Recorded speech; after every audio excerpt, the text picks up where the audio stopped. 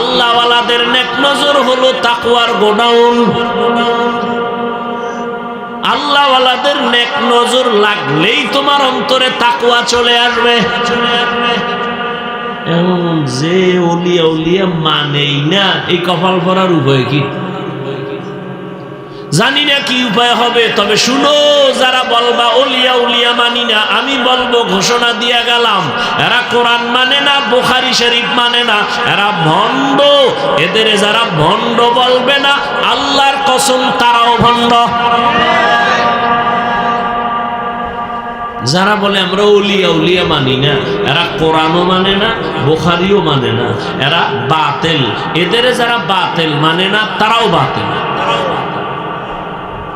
কি মনে হয় গাঞ্জা খেয়ে বইছি? হ্যাঁ, আল্লাহ হেদায়েত দান করুন। ওলিয়া উলিয়াদের নেক নজর শুনো দলিল। قال رسول الله صلى الله عليه وآله وسلم اتقوا فراسة المؤمن فإنه ينظر بنور الله। আল্লাহর প্রিয় বান্দাদের ফেরাসাতের পাওয়ার আছে, এটাকে তোমরা ভয় করিও। কারণ তুমি যা দেখো না, তারা তা অনেক কিছু দেখেন, তবে চামড়ার চোখে না, আল্লাহর দেওয়া নূরের আলো দিয়ে দেখেন। খলিফাতুল মুসলিমিন ওমরে ফারুক রাদিয়াল্লাহু তাআলা আনহু খুতবা দিতেছেন, খুতবার মাঝে হঠাৎ করে একটা অপ্রাসঙ্গিক আওয়াজ দিলেন, ইয়া সারিয়াতাল জাবাল, ইয়া সারিয়াতাল জাবাল, ইয়া সারিয়াতাল জাবাল।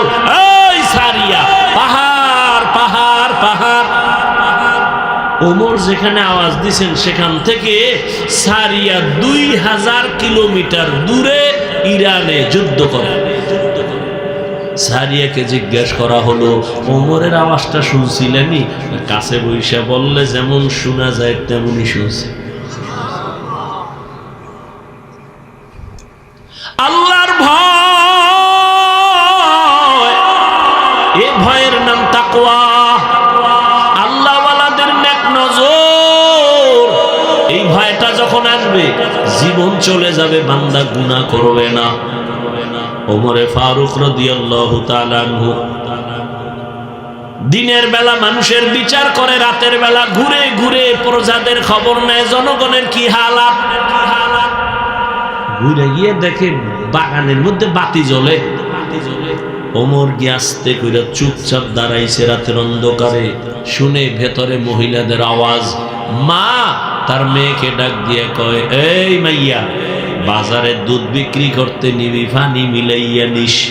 মেয়ে ডাক দিয়া কয়, ওমর যদি টের পায় রে মা, ওমরের কথার আগে তরবারি রেডি। ওমর কই কই কই? মা কি কয়, ওমর তো দেখবে না। মেয়ে ডাক দিয়া কয়, মা ওমর যদিও দেখবে না, তবে ওমরের আল্লাহ তো দেখবে।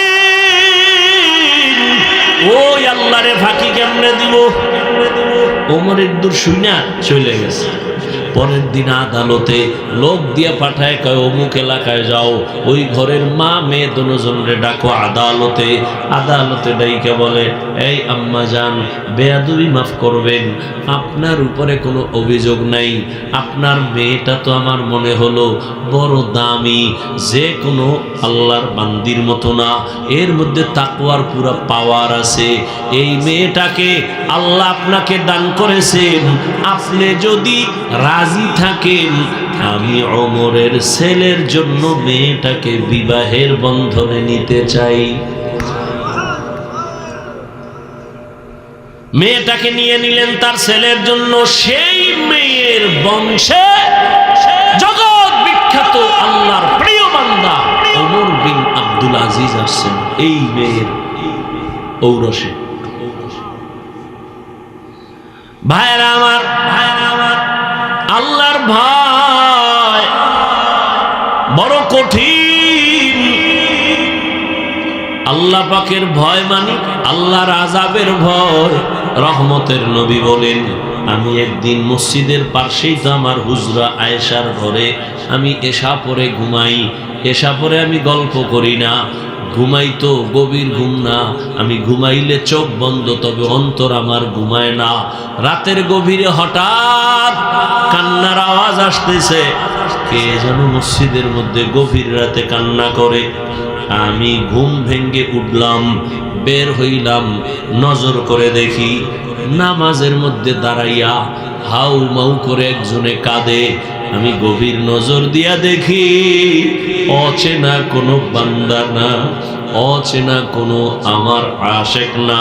আমি তাকায়া দেখলাম জান্নাতের 1 নাম্বার সাহাবী আবু বকর নামাজে দাঁড়ায় দাঁড়ায় হাউ মাউ করে কান্না করে। আমি নবী অপেক্ষা করে, নামাজ শেষে আবু বকর আসলেন, আমাকে দেখে আশ্চর্য হলেন। আমি বললাম, আবু বকর এই রাতে নামাজে দাঁড়ায় কাঁদলেন কেন? আবু বকর বলেন, ইয়া রাসূলুল্লাহ, বেয়াদবি মাফ করবেন, আল্লাহর আদালতে দাঁড়াইয়া হিসাব দেওয়ার ভয় আমি কান্না করেছি। ওরে আল্লাহ তো আপনাকে জান্নাতের সুসংবাদ দিয়েছেন, আবার কিসের ভয়?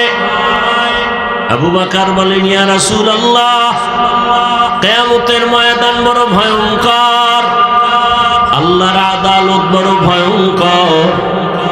আমার উপরে কোনো কারণে যদি আল্লাহ বেজার হয়ে যায়, আমার টিকিট ক্যান্সেল হয়ে যাবে, আমি আবু বকরের হাতে জাহান্নামের হ্যান্ডকাপ লেগে যাবে।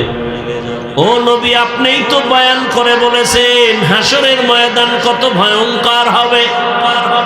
মানুষগুলো সবাই উলঙ্গ দাঁড়াবে, সূর্যের গরম, জমিনটা তামা হয়ে যাবে, জাহান্নামের আওয়াজ, এমন কঠিন হালাত হবে যে নবীরা পর্যন্ত কান্না শুরু করবেন। ওই সময় আমি আবু বকরের কি উপায় হবে, এই চিন্তা, এই ভয়, আমি চোখের পানি ছেড়ে কান্না করেছি। ও আমার কলিজার যুবক বাবারা, পর্দার আড়ালের মা বোনেরা, বৃদ্ধ বাবাজিরা, কয়দিন আর দুনিয়ায় বাহাদুরি করবা? চোখের সামনে কত লাশ আর লাশ। ও যুবক, স্কুলে পড়ো, কলেজে পড়ো, চাকরি করো, বাধা নাই। আমার দাবি, আমি কিন্তু একবারও বলি নাই পাস করলেই লাগাও, আমি একবারও বলি নাই তুমি তাবলিগে যাও, কওমি মাদ্রাসায় যাও, আমি একবারও বলি নাই তুমি চরমনাই যাও, না গেলে জাহান্নামে যাইবা। না, আমি যেটা বুঝাইতে চাই বাবা, আল্লাহর ভয় অন্তরে জমা করো, আল্লাহর মোহাব্বত নিয়ে চলো। তোমার মতো কত যুবক স্কুলে পড়ে, কলেজে পড়ে, চাকরি করে, ব্যবসা করে, 5 বেলার নামাজ পড়ে আসেনি। বলো বাবা, তুমি কেন পারবা না?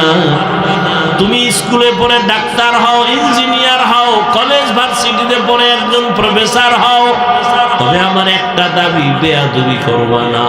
মা বাবার বেয়াদবি নিয়ে যদি বরদোয়া পাও, জীবন ধ্বংস হয়ে যাবে। শিক্ষকের বরদোয়া নিবা না, আলেম ওলামার সাথে বেয়াদবি করে বরদোয়া নিবা না, জীবন ধ্বংস হয়ে যাবে। এখনো সময় আছে, তওবা করে নাও। ডাক্তার যদি হও, আদো বলা ডাক্তার হইও। ইঞ্জিনিয়ার যদি হও, আদো বলা ইঞ্জিনিয়ার হইও। তোমার আচরণে কোনোদিন যেন মা বাবা কষ্ট না পায়, শিক্ষক কষ্ট না পায়, উলামায়ে কেরাম কষ্ট না পায়। অন্তরের বুঝাইয়া এখনো সময় আছে, লাইনে চলে আসো। তোমার মতো যুবক র‍্যাব, আর্মি, পুলিশ, বিডিআরের চাকরি করে, নামাজ ছাড়ে না, মনের বুঝাও তুমি কেন পারবা না? তোমার মতো যুবক ডাক্তার, প্রফেসর, ইঞ্জিনিয়ার, নামাজি, তুমি কেন পারবা না? এখনো সময় আছে, মনের বুঝায় তওবা করে নাও। ও পর্দার আড়ালের মা বোনেরা, আপনাদের জীবন কতই ধন্য। আপনারা নবীদের মায়ের মতো দামি মা, সাহাবায়ে কেরামদের মায়ের মতো দামি, আয়েশা রাদিয়াল্লাহু আনহার মতো দামি, ফাতেমা রাদিয়াল্লাহু আনহার মতো দামি, খাদিজা রাদিয়াল্লাহু আনহার মতো দামি। এরে আম্মা জান, এ কারণে আপনাদের এত সম্মান। আপনার মতো কত মা এখনো আছে, বেপরদায় চলে না, নামাজ ছাড়ে না, মোবাইলে সময় নষ্ট করে না, স্বামীর মাল খেয়ানত করে না, আপনারা কেন পারবেন না? এখনো সময় আছে, তওবা করেন। আপনাদের কারণেই তো দুনিয়াতে ভালো ভালো সন্তান আসছে। 1 মিনিট একটা ঘটনা বলে শেষ করি। আল্লাহর এক বান্দা মদিনাতুল মুনাওয়ারা থেকে ভারতে আসছে কালেমার দাওয়াত দেওয়ার জন্য। আল্লাহর বান্দা দাওয়াত দিতে দিতে 90 লক্ষ বেশি পরিমাণ বিধর্মী তার হাতে মুসলমান। বান্দার নাম আপনারা সবাই জানেন, খাজা মুঈনুদ্দিন চিশতি আজমিরি রহমাতুল্লাহ আলাইহি। পর্দার আড়ালের মা বোনেরা ভালো করে শুনবেন, যুবক বাবারাও শুনো। ওই মুঈনুদ্দিন এত বড় দামি আল্লাহওয়ালা যে তার হাতে লক্ষ লক্ষ বিধর্মী মুসলমান হয়েছে। মায়ের কাছে গিয়ে খাজা মুঈনুদ্দিন বড় আনন্দ করে। আম্মা বলে, মুঈনুদ্দিন এত খুশি, এত আনন্দ কেন? মুঈনুদ্দিন বলে, মা আল্লাহর শুকর, হাজারো লাখ মুসলমান আমার কাছে কালেমা পড়েছে। মা ডাক দিয়ে কয়, বাবা মুঈনুদ্দিন, এটা তোর বাহাদুরি না, আমি মায়ের বাহাদুরি। মুঈনুদ্দিন বলে, মা তোমার বাহাদুরি কি? মা চোখের পানি ছেড়ে বলে, রে সন্তান, তুই আমার গর্বে যখন আসছু, আল্লাহর কসম আমি এক রাত আর ঘুমাই নেই। আমি রাতের গভীরে সেজদায় পড়ে কান্না করেছি আর আমার মালিকের কাছে দোয়া করেছি, ও দয়ার মালিক, দয়া করে আমার গর্বের সন্তান তুমি ওলি বানাইয়া পাঠাইও। আর আল্লাহর কাছে দোয়া করিয়া শেষ না। তুই যখন দুনিয়াতে আসছ, আমি মা তোরে যতদিন আমার বুকের দুধ পান করাইছি, আল্লাহর কসম একটা ফোঁটা দুধও বিনা ওযুতে তোর মুখে দেই নাই। এরে পর্দার আড়ালের আম্মা জানেরা, যেই মা তার সন্তানকে বিনা ওযুতে দুধ দেয় না, ওই সন্তান কেন আল্লাহর খাস ওলি হবে না? এরে আম্মা জান, এখনো সময় আছে। আল্লাহ সন্তান দিছেন, তবে আদবওয়ালা বানায় যান, বেয়াদব যেন না হয়। আদবওয়ালা ডাক্তার বানাবেন, সফল জীবন। আদবওয়ালা ইঞ্জিনিয়ার বানাবেন, সফল জীবন। এখনো সময় আছে, তওবা করবেন, আল্লাহর কাছে দোয়া করবেন। জীবনে আর নামাজ ছাড়বেন না, বেপরদায় চলবেন না, মোবাইলে সময় নষ্ট করবেন না, স্বামীর মাল হেফাজত করবেন, খেয়ানত করবেন না। বৃদ্ধ বাবাজিরা, আপনার মতো কত বুড়ারা মসজিদে গিয়া নামাজ পড়ে, আপনি কেন পারবেন না? ও আমার কলিজার যুবক, এখনো সময় আছে, তওবা করো। মনেরে বুঝাও রে মান, তোমার মতো যুবক জেনারেল লাইনে থাকিয়া চাকরি করে, ব্যবসা করে, নামাজ পড়ে, লেখাপড়া করে, তুমি পারবা না কেন? ওরে জীবনে তো গুনাহ কম করো নাই, দাড়ি কম কাটো নাই, নামাজ কম ছাড়ো নাই, বেপরদায় কম চলো নাই। এখনো কি তওবা করবা না? জানি না কার কপাল ওমরের মতো কবুল হয়ে যাবে। যাদের অন্তর তৈরি হয়ে আছে, মরিয়া গেল নামাজ ছাড়বা না, দাড়ি কাটবা না, বেপরদায় চলবা না। মা বাবার দোয়া নিয়া, শিক্ষকের দোয়া নিয়া, উলামায়ে কেরামের পরামর্শ নিয়া, নবীজির আদর্শ মেনে চলবা। তওবা করার মতো যদি কারো অন্তর তৈরি হয়, মুনাফিকি না থাকে, খাঁটি তওবার নিয়ত যাদের আছে, দুটো হাত আমার আল্লাহকে দেখায়া দাও। আয় আল্লাহ, হাতগুলো কবুল করে নেন, তওবা কবুল করে নেন। তওবার উপরে মজবুত হইয়া চলার মতো তৌফিক দান করেন, আমিন। সুবহানাকা লা ইলমা লানা ইল্লা মা আল্লামতানা ইন্নাকা আনতাল আলিমুল হাকীম। رب اشرح لي صدري ويسر لي أمري واحلل عقدة من لساني يفقه قولي। निगाह मुमिन से तू बदल जाती है तकदीर, निगाह मुमिन से तू बदल जाती है तकदीर। ये बंदा की कुव्वत नहीं, कुदरत का इशारा। ये बंदा की कुव्वत नहीं कुदरत का इशारा। ऐ मर्द खिरद तर्क मासी की जरूरत, ऐ मर्द खिरद तर्क मासी की जरूरत। अब सोहबत सालेह की सवा कोई नहीं चारा। अब सोहबत सालेह की सवा कोई नहीं चारा।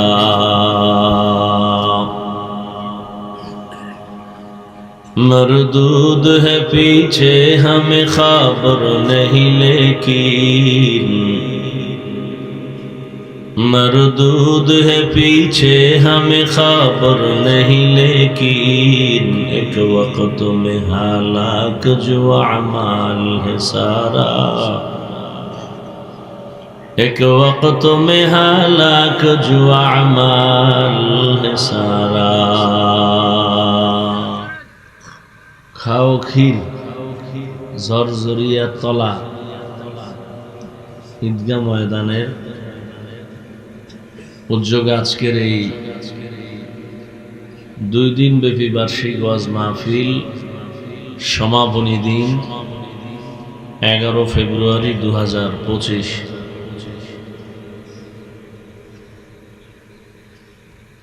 महती ए महफिले उपस्थित मोहतरम सम्मानित सभापति प्रधान अतिथि विशेष अतिथिवृंद हजरत उलामाए केराम, अत्र अंचलेर विभिन्न स्थान थेके आगत आल्लाह पाकेर आशिकीन जाकिरिन शाकिरिन मुहिब्बिन मुरुब्बियान एजाम कलिजार टुकरा आमार समबयसी युवक बंधुगण स्नेहेर छोट भाई पर्दार आड़ाले मा, पृथिवीर श्रेष्ठ मजलिस जार उपरे आर दामी कोनो मजलिस उलामाए आहले हकदेर मजलिस, गुना माफेर मजलिस, तওবা कबुलेर मजलिस, बरकतेर मजलिसे आल्लाह आमादेरके आशा बसार तौफिक दान करेছেন। नेयामतेर शुकर आदायार्थे ईमानेर आवाज उंचु करे एक आवाजे उच्च कण्ठे सकलेई कालिमातुश शुकर उच्चारण करी आलহামদুলিল্লাহ।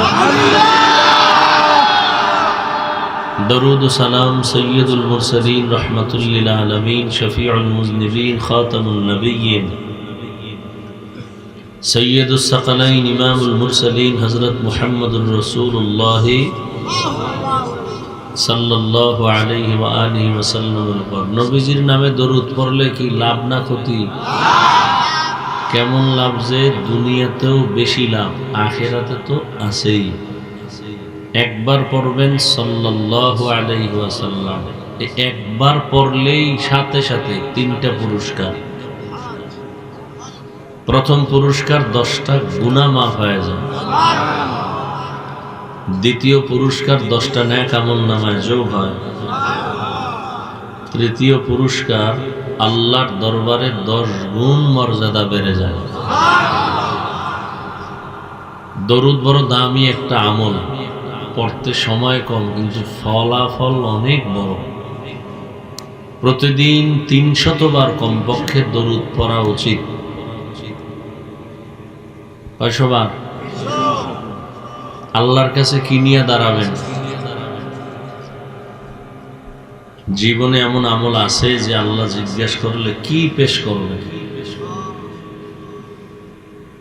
আপনি ভাবতেছেন নামাজ রোজা দান সদকা এগুলো সব ভেজাল, সব আমলের মধ্যে ভেজাল ঢুকাইয়া আমল করতেছেন, লাভ কি? আল্লাহ যদি কয় সব গুনাহ মাফ করব, শুধু ছোট্ট একটা আমল দেখা যেটা শুধু আমার জন্যই করছো গোপনে, কি দেখাবো?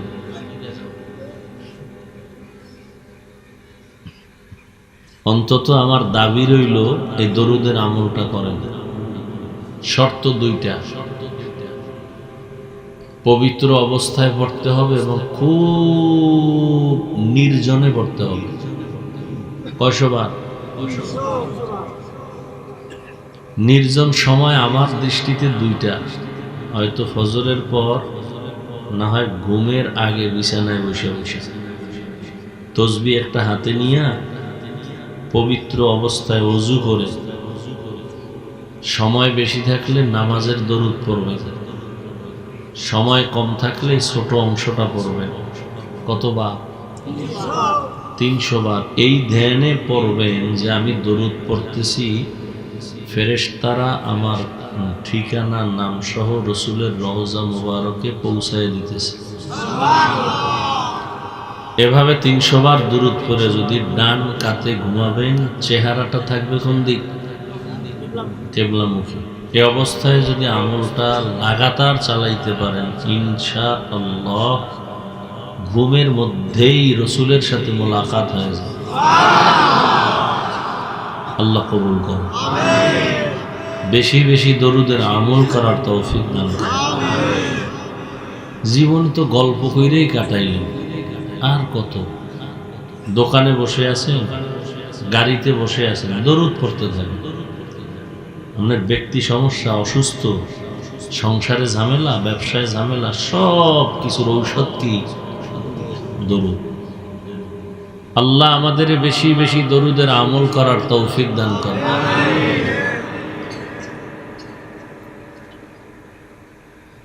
রাত্র অধিক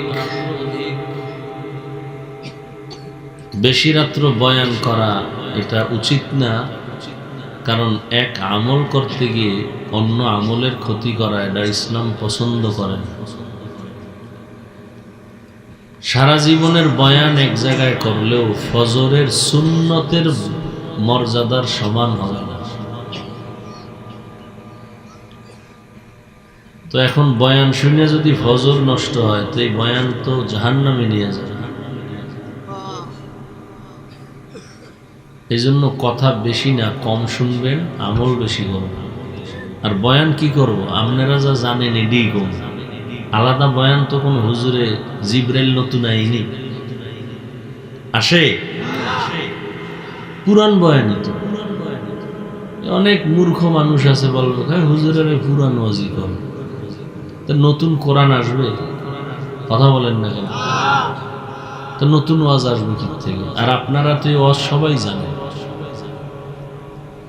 মিথ্যা বলা হারাম, গালি দেওয়া হারাম, গীবত করা হারাম, নাচ দেখা হারাম, গান শোনা হারাম, মা বাবাকে কষ্ট দেওয়া হারাম, সুদ খাওয়া হারাম, ঘুষ খাওয়া হারাম, চুরি করা হারাম, ডাকাতি হারাম, দুর্নীতি হারাম, জুলুম হারাম। এগুলো জানেন না? আমি বুঝতেছি না আমার কথা কি আপনারা বুঝতে কষ্ট হইতেছে নাকি ভাবে আছেন সবাই, তাও বুঝি না। পজে বইলে অনেকের ভাব বেড়ে যায়, সুবহানাল্লাহ কইব না, সম্মান কমে যদি যায়। এই মোবাইল কি বন্ধ করা যায় না? আমারে দেখাইতেছেন আপনি মোবাইলওয়ালা। হ্যাঁ, ভালো মানুষের কাম এটা। এত বরকতি মজলিসে মোবাইল নিয়ে ব্যস্ত হয়ে গেছে। শুরুতেই তো বললাম, এটা তো এমন মজলিস যে বসার সাথে সাথে সবার গুনাহ মাফ।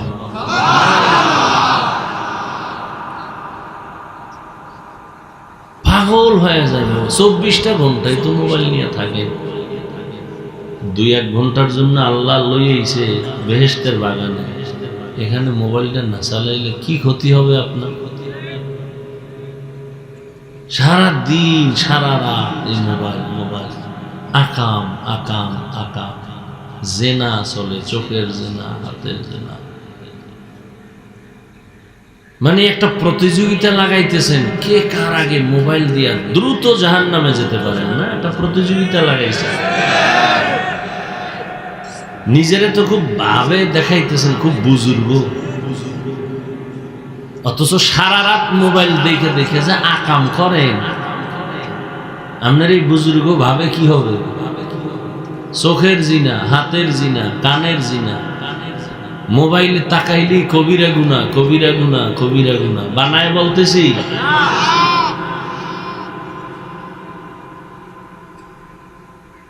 বেঈমানরা তো কামিয়াব হয়ে গেছে। মুসলমানের ইবাদতের 12টা বাজায় দিছে এই মোবাইল দিয়ে। চিন্তা করছে হুজুরগো কেমনে আটকাই, এরা তো নাচ গান দেখবে না, হুজুরগো ইবাদতের 12টা কেমনে বাজাবে। বহু গবেষণা করছে, কইরা হুজুরগো কিছু হাদিয়ে দিছে মোবাইলের ভিতরে। এক হুজুর আজান হইছে, হে মোবাইলের দিকে চাই রয়েছে, এই হুজুর আজান হইছে নামাজ পড়বেন না? কি দেখেন আমি? না না না, কোনো গুণা টুনা দেখি না। কি কয়? ইউসুফ জুলাইখার নাটক দেখে, পর্ব 6 চলতেছে, নাচ গান নেই। হুজুর এই নাটক দেখতে যাইয়া আজান দিছে, জামাতের টাইম নেই, তাড়াতাড়ি এই 3 মিনিট আছে, 6 নাম্বারটা শেষ হয়ে যাবে। এই শেষ করতে যাই আজকে তাকবীরুল্লাহ হারাইছে, পরের দিন জামাত হারাইছে, পরের দিন নামাজ কাজা করছে। এই হুজুরকে শেষ করে দিছে এই নাটক ফাটক দিয়া, নমরুদ ফেরাউনের নাটক। কি আমি কি আসমান থেকে নতুন বলতেছি? এই মোবাইল দিয়ে কি উপকার হয়েছে? আমার খুব দুঃখ লাগে আমার যুবকদের জন্য। ওরা চায় বেশি দিন বাঁচবে, কিন্তু মেশিন লইয়ে ঘুরতেছে, তাড়াতাড়ি মরবে। যুবক বাসায় যেয়ে গুগলে সার্চ দিবি, আজকে লিখবি টাচ মোবাইল দেখলে শরীরের অঙ্গ প্রত্যঙ্গের কি কি ক্ষতি হয়। ওখানে কোনো হুজুর নাই, সব তোমাকে গডফাদার, প্যান্ট শার্ট টাইওয়ালা চিকিৎসকরা ওখানে বসে আছে। কি কি ক্ষতি হয় আমি খালি বলে দেই, ওখানে গিয়ে মিলাই দেখবি। বলার দায়িত্ব আমার, তুমি মানবা যে ওই চিন্তা তো করি না, কারণ রসুলের ওয়াজি যারে ধরে না, আমি হাফিজুর রহমানের ওয়াজে ধরবে এত তাড়াতাড়ি? ও বাঙালি রে, এত তাড়াতাড়ি? বাঙালি যে তেরা, করোনায় সোজা করতে পারে না এই বাঙালি। যে আগের সুদখোর এখনো সুদ খায়, ঘুষখোর এখনো ঘুষ খায়, চোর এখনো চুরি করে, দুর্নীতিবাজ এখনো দুর্নীতি করে, চান্দাবাজার ধান্দাবাজেরা এখনো চান্দাবাজি আর ধান্দাবাজি করে। করোনায় এদের ঘাড় সোজা করতে পারে না। আমি কি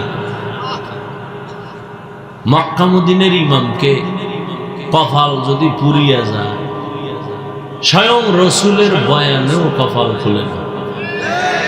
ভাই চিল্লা চিল্লি করবেন না, সময় অধিক রাত চিল্লানের কিচ্ছু নেই এখানে, ঠান্ডা মাথায় শুনেন। চিল্লানোর কিছু মজলিস আছে, কিছু সময় আছে, চিল্লা চিল্লির দরকার নাই। আওয়াজটা রিজার্ভ রাখেন, কারণ চিল্লাইবেন বেঈমানদের বিরুদ্ধে, নাস্তিক আর মুনাফিকের বিরুদ্ধে আবার আন্দোলন করতে হবে। এই জন্য আওয়াজটা জমা রাখেন, আবার আন্দোলন হবে জালেমদের বিরুদ্ধে। এখন আওয়াজ দিয়েন না, এটা জমা রাখেন। এখন শুধু শুনবেন কি বলবেন, প্রয়োজন হলে 2-1 যদি কিছু বলা লাগে খুব ঠান্ডা আওয়াজে বলবেন, চিল্লানি দিবেন না, অনুরোধ। আর আমি যে কোরআন হাদিসের বয়ান করব, কোন আয়াত কোন হাদিস দিয়ে কি বলতেছি, এটা সঠিক না বেঠিক, এটা আলেম বলতে পারবে, আপনি পারবেন?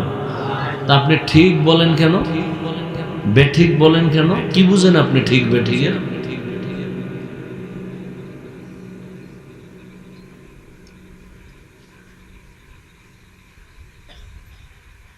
একটা চিৎকারও দিবেন না, খবরদার।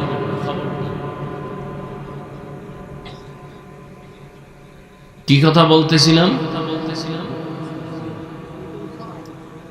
মোবাইল। এই মোবাইলের কারণে কিডনি দুর্বল হয়। এই যুবক লিখে রাখো, বাসায় গিয়ে এগুলো মিলাই দেখো। মোবাইলের কারণে হার্ট দুর্বল, ব্রেন দুর্বল, চোখের পাওয়ার যায়, কানের পাওয়ার শেষ হয়ে যায়। এবার যৌবন তো নাই, জীবনও নাই। ইদানিং যত মরার খবর শুনি, অধিকাংশ সুস্থ আর যুবকটি মরে, অসুস্থটি মরে না। ডাক্তার খায় মরে যাবে খাওয়া, হে এখনো লাঠি লয়ে আড়ে, আর সামনে সুস্থ মানুষ হঠাৎ করে বলে আমার বুকে ব্যথা, ধরে দেয় নাই। কি ওই রোগী? না, ডাক্তার কিছু কোনো রোগ নেই, তো মরলো কেন? হঠাৎ রোগে মরছে। হঠাৎ রোগ কি কয়? নতুন একটা রোগ আছে জমিনে, হঠাৎ রোগ। কি সে হঠাৎ রোগ? কি? হ্যাঁ, আকাম কর আরো। দেখবি তুইও হঠাৎ রোগে রোগী হয়ে শেষ হয়ে যাবি, জাগাত শেষ, যৌবন শেষ, জীবন শেষ, লেখাপড়া শেষ।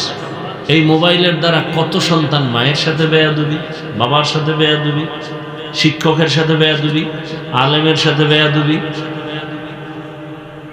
যত বড় ব্যক্তি হোক না কেন, ওলামায়ে কেরামের সামনে আসলে একটু নরম হয় না?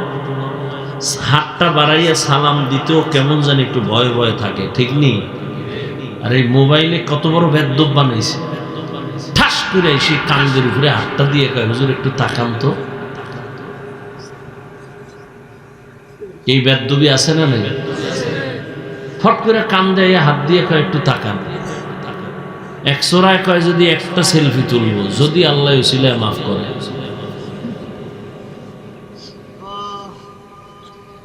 তাহলে হিসাব করে দেখছি মোবাইল আমাদেরকে বেয়াদব বানিয়ে দিয়েছে। মসজিদে যাবেন, হ্যাঁ মোবাইল। ওই যে বরিশাল গুটিয়া মসজিদ দেখতে যায়, মেয়েরাও যায়, এত বড় ইতর ছবি তুলে ভিডিও করে, নামাজ পড়ে না, মসজিদ দেখতে গেছে। আল্লাহ হেদায়াত দান করুন। রাগ করতেছেন? রাগ করে যাইবেন কই?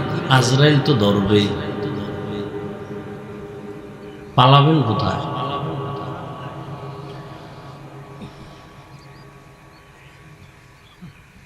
আমি যে আয়াত পড়েছি সূরা আহজাবের 2 টুকরা আয়াত, রসুলের হাদিস, এর উপরে সহি নিয়তে, সহি তরিকায়, সহি কিছু কথা বলা শোনার আমাকে আপনাদের সকলকে আল্লাহ তৌফিক দান করেন।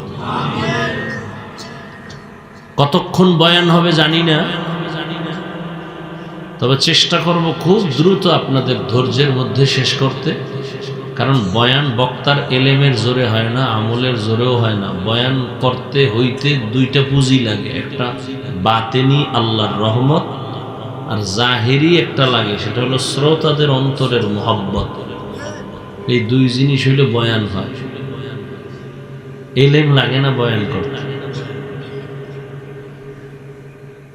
সাদামাটা বয়ান করে বহু আল্লাহওয়ালারা, মানুষ কাঁদতেছে। আর তথ্যবহুল আলোচনা করে, কোনো কান্নাকাটি নেই। ওরে মোনাজাতে যদি কান্নাই না আসে, কি এর মোনাজাত ধরো?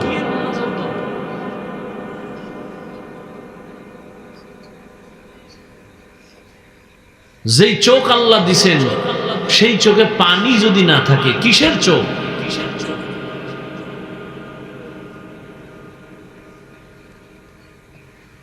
প্রথমে তর্জমাটা বলে নে, এরপরে হালকা কিছু ব্যাখ্যা করব, বেশি টাইম না। আল্লাহ বলে, ইয়া আইয়ুহাল্লাযীনা আমানুত্তাকুল্লাহ, হে মুমিন তোমরা আমি আল্লাহকে ভয় করো, তাকওয়া অর্জন করো।